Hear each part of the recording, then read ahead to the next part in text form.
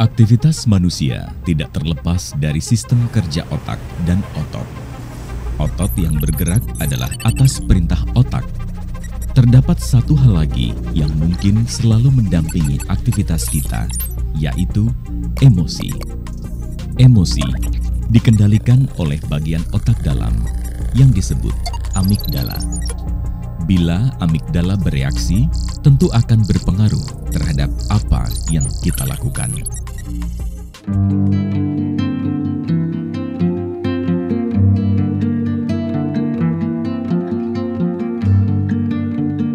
Ini adalah catur. Tentu kita semua sudah tidak asing lagi. Catur bukanlah olahraga yang dominan menggunakan otot. Catur didominasi oleh permainan adu strategi dan juga kontrol emosi. Bagi sebagian orang, mungkin permainan catur adalah sebuah aktivitas yang monoton atau malah membosankan. Minim bergerak, jauh dari riuh kemeriahan layaknya supporter bola. Lalu, apakah catur adalah sebuah olahraga?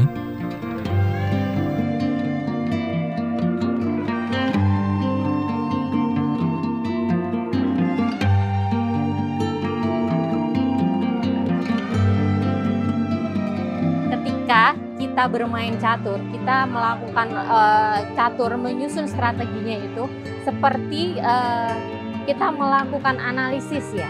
Kita berlatih untuk berpikir, menganalisis situasi, mencari jalan keluar, sehingga ada bagian otak kita yang kemudian terangsang lebih aktif, terutama di bagian kemampuan berpikir ya, di kemampuan analisis, problem solving, pengambilan keputusan, kemudian keberanian ambil resiko, ada di situ. Dan tentunya adalah memori ya, ada ingatannya yang juga ikut terlatih, sehingga kita bisa kemudian mengatasi mudah untuk lupa atau kemudian merasa tidak berani mengambil keputusan, tidak tahu cara menyelesaikan masalah, itu bisa diatasi dengan ini. Karena sebenarnya seperti tadi, catur itu adalah sebuah dunia kecil ya. Itu adalah sebuah dunia kecil yang dimana itu dalam kuasa kita, kontrol kita, dan itu akan menyenangkan sekali. Kita memiliki kontrol untuk melakukan sesuatu, kita memiliki cara atau strategi untuk meraih kemenangan, dan itu bisa menimbulkan sebuah kepuasan yang tersendiri. Kepuasan yang tersendiri bagaimana kita bisa melakukan sesuatu pada hal-hal yang bisa kita kontrol.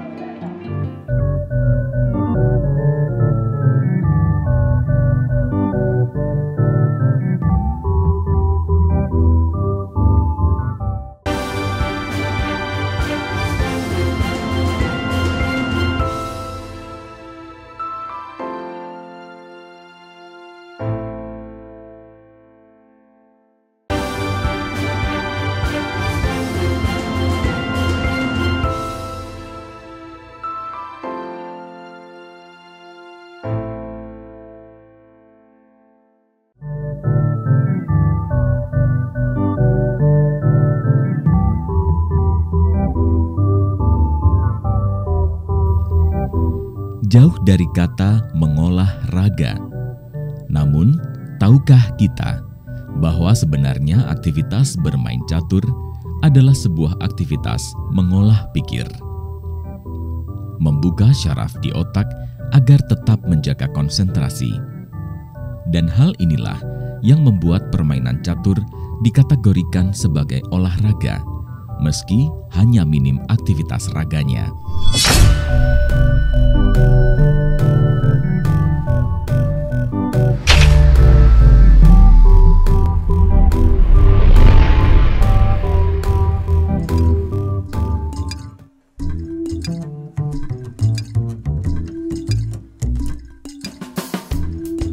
Pada tahun 2000, catur diakui sebagai salah satu cabang olahraga resmi dunia, atau bukan lagi sekedar permainan, oleh International Olympic Committee atau IOC, atau Komite Olimpiade Internasional.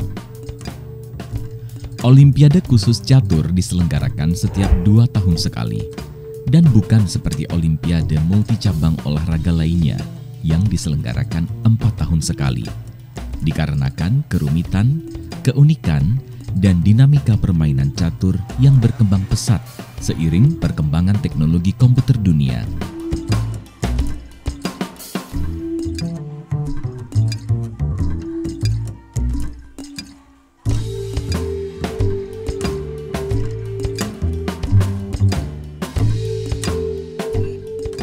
Catur diyakini berasal dari India.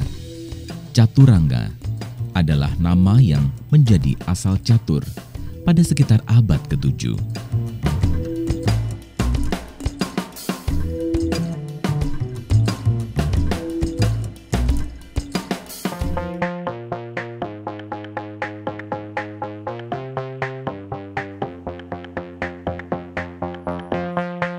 Bermain catur adalah salah satu aktivitas yang tentu sudah memasyarakat. Mudahnya perangkat dan juga keikutsertaan pemain membuat catur menjadi salah satu olahraga atau permainan yang dapat dilakukan di mana saja dan kapan saja, tanpa membutuhkan ruangan khusus atau bahkan lapangan. Aktivitas ini juga mudah kita jumpai dimanapun. Mungkin sebagian dari kita tidak menyadari bahwa bermain catur adalah sebuah aktivitas otot yang juga membuat kita berkeringat. Tentu bukanlah berkeringat layaknya olahraga lain. Di kalangan masyarakat penghobi catur, permainan ini adalah sebuah pengisi waktu senggang, sebagai aktivitas di kala suntuk ataupun sebagai media bersosialisasi. Canda, tawa, dan juga gurauan menjadi pelengkap saat memainkan kotak hitam putih ini.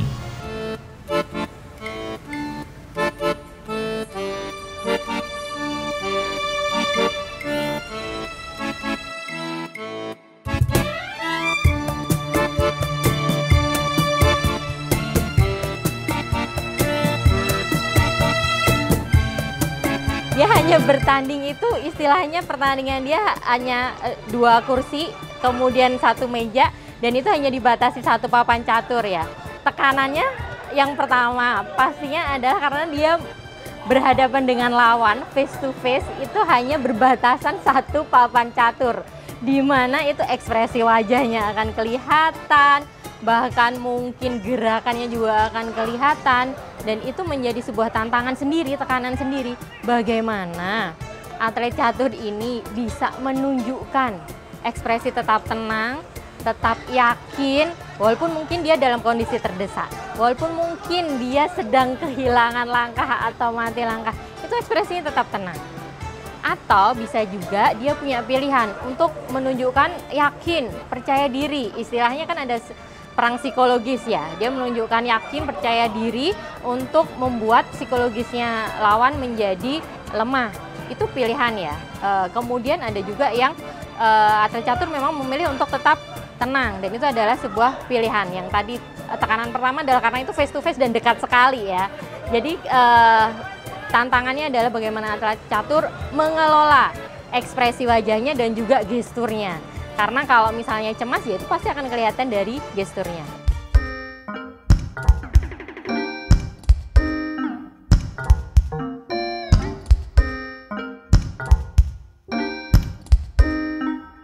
Bermain catur adalah sebuah aktivitas mengasah fungsi atau kerja otak, dan tentu saja bermain emosi bila kita bermain dengan serius. Catur adalah sebuah permainan antara si hitam dan putih, beradu strategi mencari siapa yang berhasil mendominasi, bukan semata memenangkan pertandingan. Bermain catur adalah mengendalikan emosi dan mengulik strategi. Selain bidak, catur meliputi benteng, kuda, menteri, atau yang disebut gajah, ratu, dan tentunya sang raja. Raja adalah anak catur yang menjadi incaran bagi lawan untuk memenangkan pertandingan, atau yang disebut skakmat.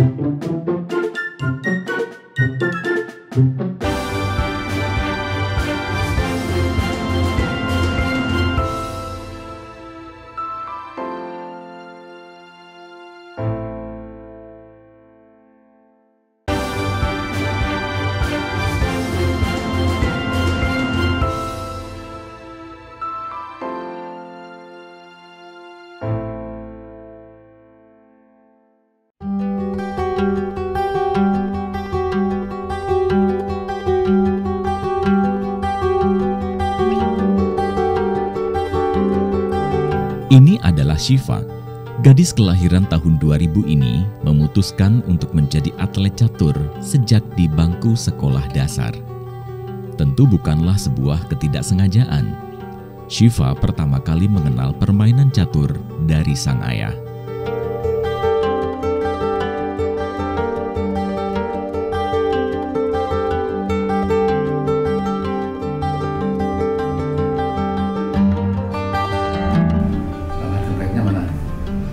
Ini yang makan ini ya, kan ini terus makan kuda, terus iya makan kuda ya.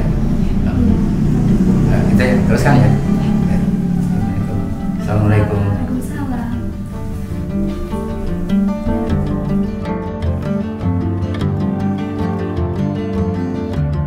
Sebenarnya saudara perempuannya juga sempat mendalami catur, namun memang tidak selama Syifa. Bagi Syifa, olahraga atau permainan catur ini memiliki keunikan tersendiri.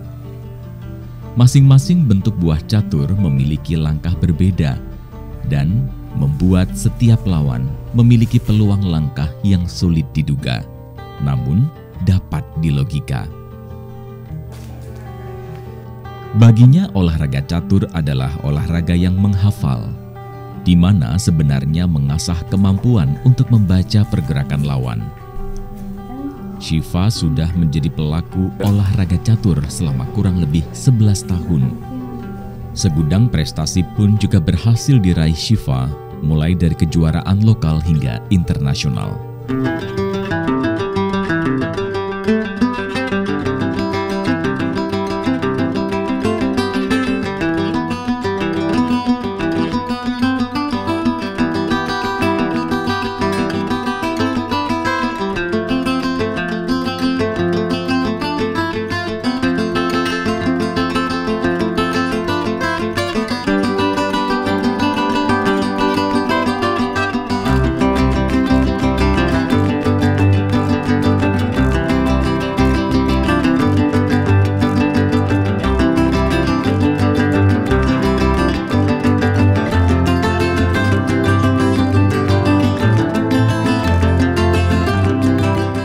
Saya hanya main pion-pion yang lompat yang tidak ada aturannya. Kemudian saya diajarin oleh papa saya tentang aturan langkah catur dari bidak, dari kuda, gajah, beteng, menteri, dan juga raja. Nah, kemudian saya berlatih dengan papa saya selama beberapa kali. Kemudian saya mengikuti kejuaraan kabupaten dan alhamdulillah di situ saya juara 1 dan sejak itu saya tertarik untuk melanjutkan catur. Dan yang membuat saya tertarik dengan catur yaitu langkahnya sangat banyak dan setiap pemain memiliki kemungkinan langkah yang sangat berbeda dan juga peluang yang berbeda. Setiap bidaknya juga berbeda langkahnya, baik kuda, benteng, menteri, gajah maupun semua bidaknya memiliki keunikan tersendiri.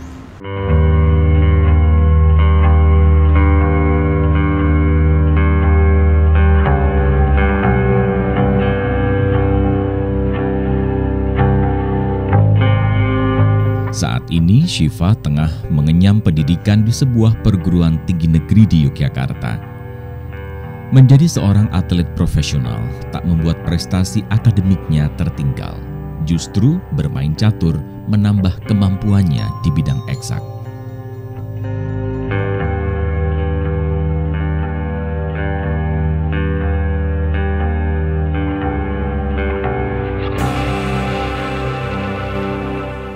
Kompetisi yang paling menarik menurut saya itu waktu O2SN, karena O2SN itu membawa saya ke Malaysia dan alhamdulillah di sana saya mendapatkan keberuntungan dari Allah SWT, yaitu mendapatkan juara 1 di bawah 14 tahun. Kemudian juga saat berada di perkuliahan di UGM ini, saya juga mengikuti lomba di Malaysia lagi bersama orang terdekat saya juga, dan itu alhamdulillah juga mendapatkan the best female atau perempuan terbaik yang ada di turnamen tersebut.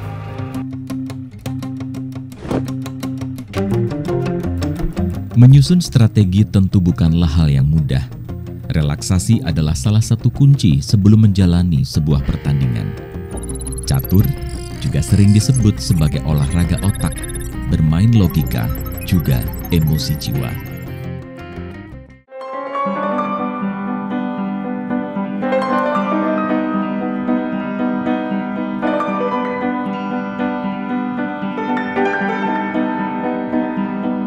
Iya, jika saya sedang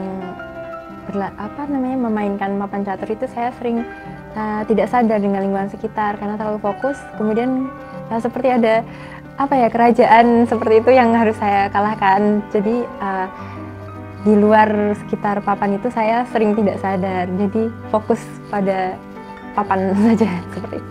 Ya, ketika menghadapi lawan yang berat dan juga kuat, itu saya sering mengalami kebuntuan atau langkah buntu. Yang saya juga bingung mau jalan apa itu nggak tahu. Terus juga berusaha untuk keluar dari jalan buntu itu.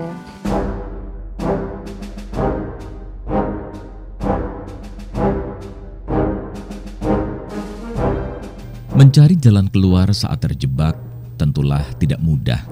Memutuskan untuk melangkah terkadang justru menjadi bumerang.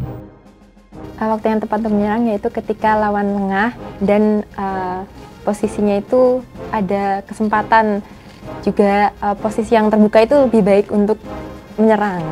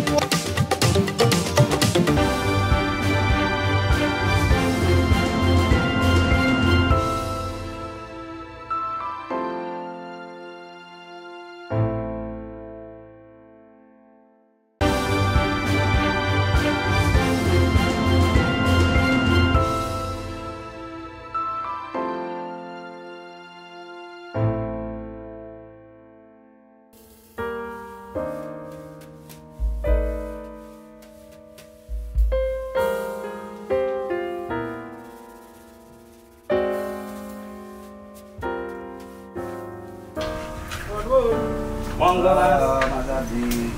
Sorry Pak. Lama.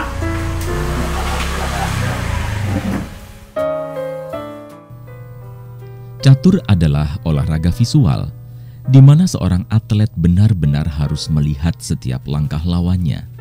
Namun, bagaimana bila catur dimainkan oleh seorang penyandang tunanetra?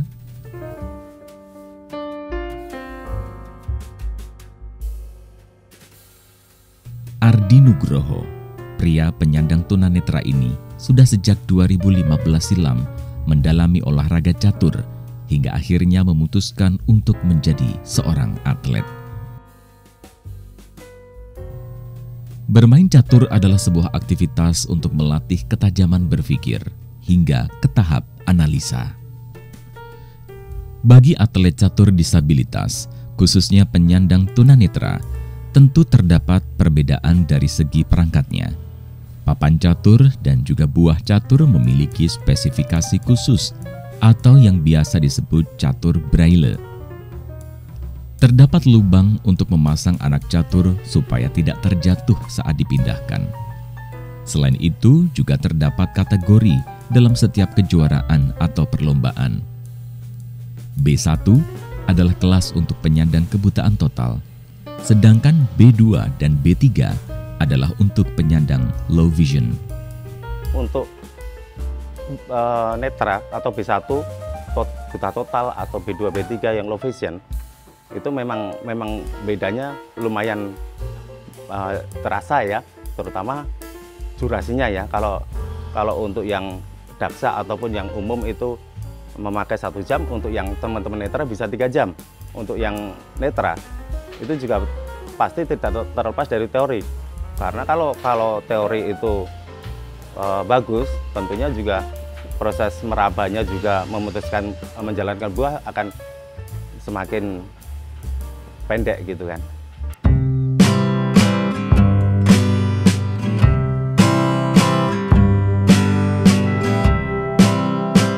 Melatih atlet disabilitas tentu juga memiliki tantangan tersendiri. Namun hal tersebut tidak menyurutkan niatnya untuk memberikan yang terbaik. Melangkah dengan mempertimbangkan resiko ataupun target. Catur bukanlah sebuah aktivitas permainan semata.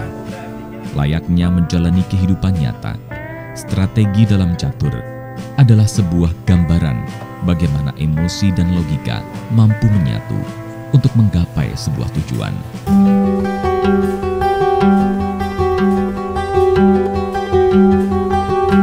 Yang menarik dari catur buat saya adalah butuh kesabaran, mengatur strategi, dan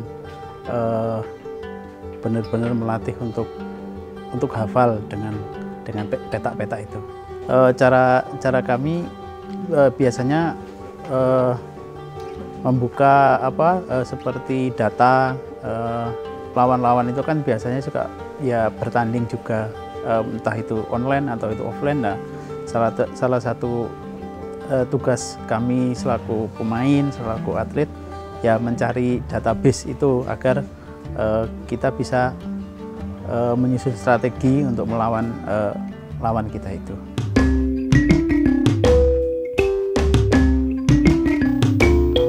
Bagi rakyat jelata, bermain catur adalah sebagai media hiburan dan sarana mengisi waktu luang.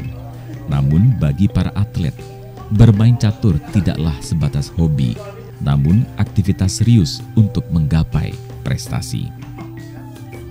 Sungguh sebuah perjuangan yang tidak mudah, khususnya bagi para pelaku dunia catur penyandang disabilitas. Kesabaran dan ketekunan adalah jalan untuk menjadi pemenang.